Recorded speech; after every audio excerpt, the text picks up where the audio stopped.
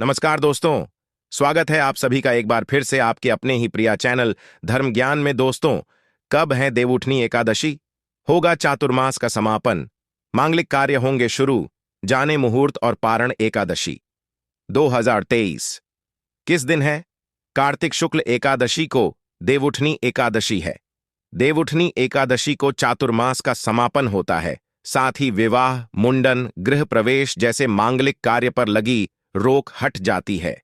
जानते हैं कि देवउठनी एकादशी कब है? देवउठनी एकादशी पूजा मुहूर्त, पारण समय और महत्व क्या है? कार्तिक शुक्ल एकादशी तिथि को देवतागण उठते हैं, इसलिए इसे देवउठनी एकादशी कहते हैं।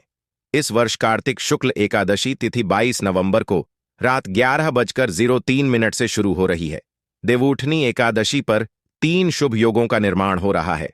देवउठनी एकादशी का व्रत कार्तिक माह के शुक्ल पक्ष की एकादशी तिथि को रखा जाता है। इसे हरिप्रबोधिनी एकादशी और देवउत्थान एकादशी के नाम से भी जाना जाता है। देवउठनी एकादशी को चातुर्मास का समापन होता है। साथ ही विवाह, मुंडन, गृह प्रवेश जैसे मांगलिक कार्य पर लगी रोक भी हट जाती है। इस दिन व्रत रखकर भगवान विष्णु की पूजा करते हैं और अगले दिन तुलसी विवाह का भी आयोजन होता है। व्रती अपने घरों में तुलसी के साथ भगवान शालिग्राम का विवाह कराते हैं। इससे सुख और सौभाग्य बढ़ता है। चलिए जानते हैं कि इस साल देवउठनी एकादशी कब है। देवउठनी एकादशी पूजा मुहूर्त, पारण समय और महत्व क्या है?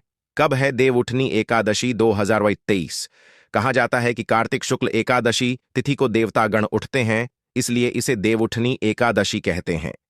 पंचांग के अनुसार इस वर्ष कार्तिक शुक्ल एकादशी तिथि 22 नवंबर को रात 11:03 से शुरू हो रही है और यह तिथि 23 नवंबर गुरुवार के दिन रात 9:01 पर समाप्त होगी। उदया तिथि के आधार पर देवउठनी एकादशी का व्रत 30 नवंबर को रखा जाएगा। देवउठनी एकादशी का महत्व क्या है?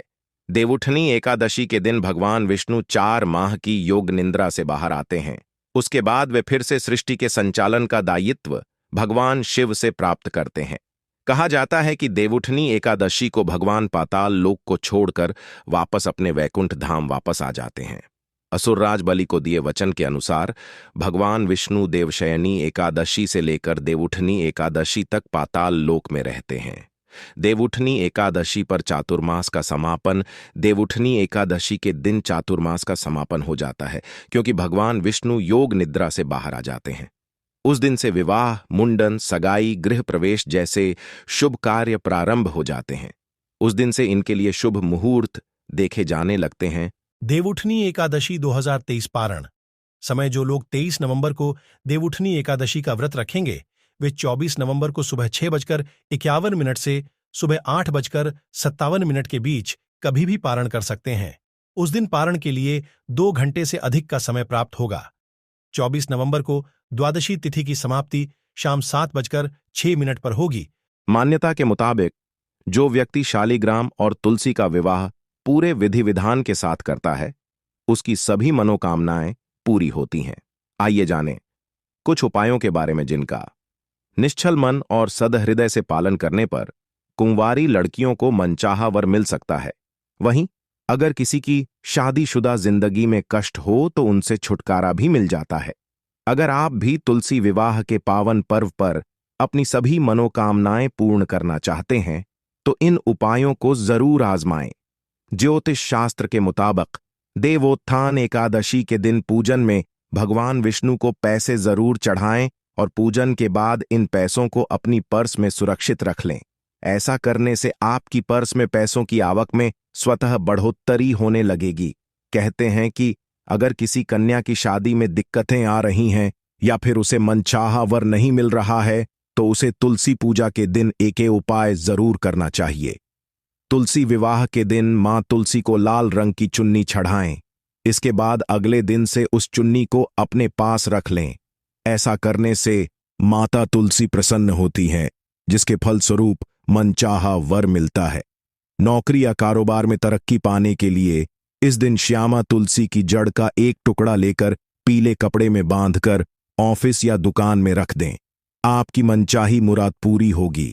ज्योतिषियों का मानना है कि इस दिन तुलसी जी के निकट घी के 11 दीपक जलाएं और एयूएम नमो भगवते वासुदेवाय नमः मंत्र का जाप करते हुए तुलसी जी की 11 परिक्रमा करें। ऐसा करने से मां तुलसी आपके सारे रोग दोष दूर करेंगी और घर में सुख समृद्धि का आगमन होगा। तुलसी विवाह क्या करें और क्या न करें? विष्णु की पूजा करते समय किसी भी प्रकार की तामसिक वस्तु का प्रयोग नहीं करना चाहिए। गठबंधन के लिए लाल चुनरी और पीला कपड़ा ही लें। भगवान विष्णु की छवि के चारों ओर पीला भाग और तुलसी के पौधे पर लाल पक्ष रखें। कन्यादान के लिए अपनी हथेली में कुछ अक्षत और दक्षिणा जरूर रखें और इसे भगवान विष्णु को अर्पित करें। ध्यान रखें कि इस दिन तुलसी पर जल ना चढ़ाएं, क्योंकि देवी भगवान विष्णु के लिए निर्जला व्रत रखती हैं। तुलसी की पत्तियां चंद्र ग्रहण, सूर्य के छिपने के बाद, एकादशी और रविवार के दिन नहीं तोड़नी चाहिए, इसलिए विष्णु भगवान के भोग के लिए पहले ही तुलसी तोड़ लें। इस दिन गुस्सा ना करें और छोटे बड़ों से मधुर वाणी में बात करें। दिन मांस, लहसुन, प्याज, मसूर की दाल आदि चीजों से दूरी बनाकर रखें। रात्रि को पूर्ण ब्रह्मचर्य का पालन करें और भोग विलास से दूर रहें। घर में रखी है तुलसी को, इन बातों का रखें ध्यान। तुलसी का पौधा लगाते समय इस बात का ध्यान रखें कि वह दक्षिण दिशा में न हो, इसे अशुभ माना जाता है। तुलसी का पौधा हमेशा गमले में लगाना चाहिए। कहा जाता है कि जमीन पर तुलसी का पौधा लगाने से अशुभ फल मिलता है। अगर आवश्यक न हो तो तुलसी के पत्तों को नहीं तोड़ना चाहिए। घर में तुलसी के पौधे की ठीक से देखभाल करनी चाहिए। रविवार, सूर्य ग्रहण, चंद्र ग्रहण और सूर्यास्त के बाद तुलसी के पत्ते कभी नहीं तोड़ने चाहिए। अगर आपने घर में तुलसी का पौधा लगाया है तो उसकी उचित देखभाल करना जरूरी है। ध्यान रखें कि यह सूख न जाए और यदि मर जाए तो तुरंत उस स्थान पर एक नया पौधा लगाएं। सूखे पौधे को कूड़ेदान में न फेंकें, बल्कि नदी में छोड़ दें। दोस्तों, अगर आपको वीडियो थोड़ा सा भी अच्छा लगे तो वीडियो को एक लाइक करके, चैनल को सब्सक्राइब करके हमारे साथ जुड़ सकते हैं। मित्रों, वीडियो को शुरू से लेकर लास्ट तक देखने के लिए धन्यवाद। नमस्कार।